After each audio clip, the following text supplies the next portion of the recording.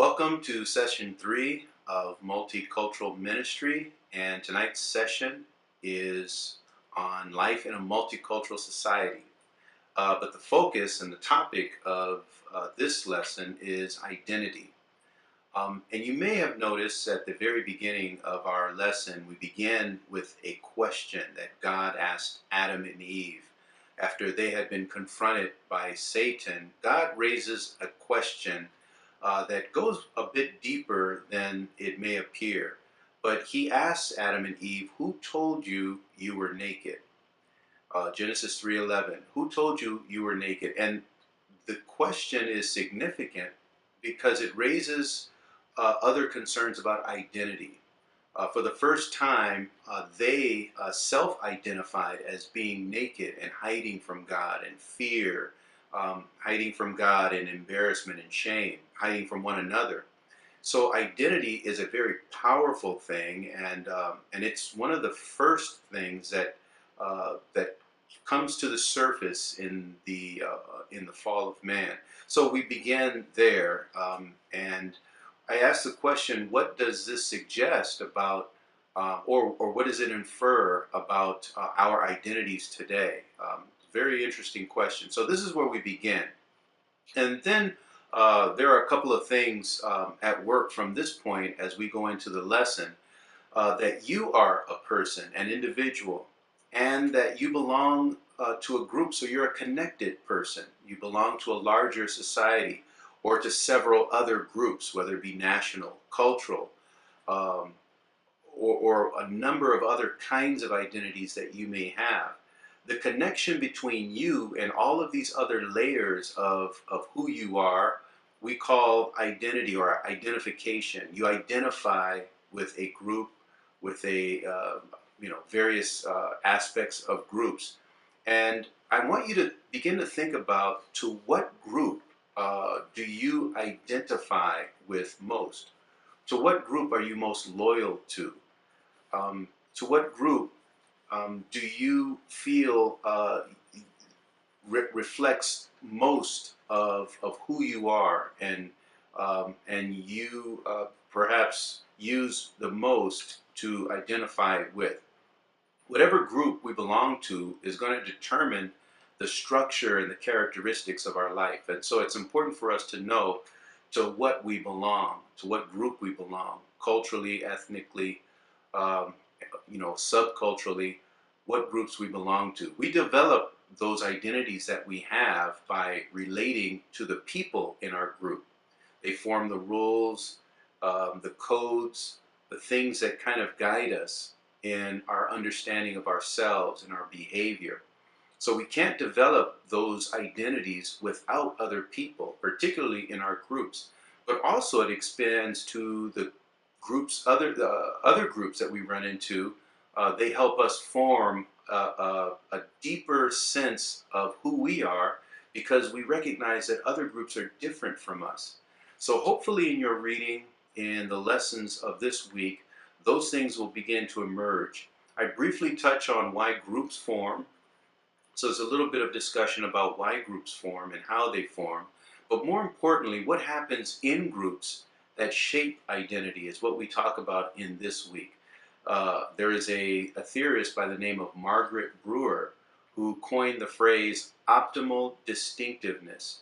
And what that is a description that happens, this dynamic that happens within groups. All of us want to identify with a group, whether it be a racial group, or it may be, we may identify as a part of a club, or whatever it may be that we identify with. We belong to some sort of group identity, but in that group, we want to be distinctive. We want to have our own identity that sets us apart from the rest of the group, to be significant within the group. And Margaret Brewer calls this optimal distinctiveness, that those identities, or that set of identities that really sets us apart. Although we belong to something bigger, we're very distinct, and we have our own identity. So this kind of consists of three things. People are driven to find distinctiveness based on personal need, not so much the needs of the group. They're looking for ways to be distinct in and of themselves. Another thing, the second point that comes out in the lesson is that people will pursue distinctiveness based upon life situations. So it's somewhat transitory or dynamic, that they're constantly looking for the identity that fits them best. As life situations change, so do the needs to become distinct change with life situations. And then thirdly, although people seek to be distinct, their distinction is dependent on the group. So the group may influence what is important to them, although it doesn't arise from the group. It arises from a personal need, but they kind of frame what it is to be distinct. So these things are important, and I want you to begin to look for those things in your own life. And I asked the question also, in what ways do you strongly identify with your group? Whatever that group may be.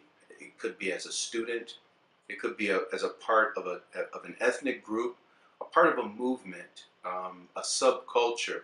In what ways do you strongly identify with your group, and in what ways are you markedly different than the others within your group? What sets you apart and makes you different? In order to understand strangers, we must understand their cultural and ethnic identities. If not, if we don't understand them and their identities, chances are we will project our own identities upon them. And this makes for tense situations when we try to minister to people cross-culturally. So in session 3, I've included a self-assessment quiz that you can take on your own. This will determine your own cultural salience, and that is the level to which you have a sense of your own identity. And so there's a measurement there for you. And also, the more, as you're taking that test, I want you to think about the fact that the more salient your identity or your own cultural identity is, the less likely you'll be able to relate with others. The stronger your sense of identity, of culture, ethnicity, whatever it may be, the stronger of a sense you have of that, the least likely you'll be to relate with other people. So cultural salience is directly tied to cultural resistance. If we have a very strong cultural salience, chances are we will always promote our own cultural identity over and above other people. Lastly, I want to offer a model that looks at 4 cultural perspectives in America. There is the assimilation model, and we talked about that in class, which uses metaphors like melting pot or being colorblind, where it assumes that everyone coming to America assimilates to the dominant culture. Then you have pluralism, which recognizes that people are different, and so it uses terms like mosaic or a quilt or salad bowl. The fact that people come together, yet they maintain their distinctiveness culturally, ethnically. They maintain their distinctives. Then there's reconciliation, a reconciliation model in America which seeks tolerance, everybody coming together, accommodation, and ethnic integration, and which is different than assimilation, which means that everybody becomes the dominant culture. This model says that we find ways to reconcile the various differences that exist in our society. And then the other extreme would be separation. The separation model is where you find some of the hate groups in America, those extremist positions which prefer group identity over a blending of various ethnic groups. So read the lesson, read the book. I believe Branson and Martinez is the book we're reading this week. Enjoy it. If you have any questions, please feel free to contact me. Blessings.